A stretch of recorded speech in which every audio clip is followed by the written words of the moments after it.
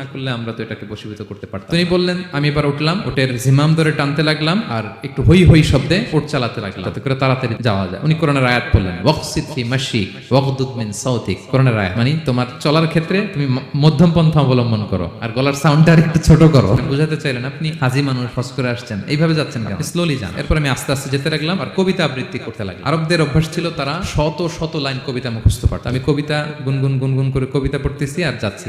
এই মহিলা পিছন থেকে আয়াত তেলাওয়াত করলেন আবার, ফাকরাউ মা তায়াসসারা মিনাল কোরআন, মানে কোরআনের যেখান দিয়ে সহজ লাগে ওইখান দিয়ে পড়েন। বুঝাতে চাইলেন কবিতা পড়লে কি লাভ, আপনি কোরআন পড়েন। উনি আবার লজ্জা পেয়ে কোরআন পড়তে আরম্ভ। এবার যেতে যেতে যেতে যেতে যে কাফেলা থেকে উনি মিসিং, যে ক্যারাভেন থেকে মিসিং, ওই ক্যারাভেনের সাথে যুক্ত হলো। এবার জিজ্ঞেস করলেন যে এই তো আপনার কাফেলা, এখানে কে আছে আপনার, কেউ আছে?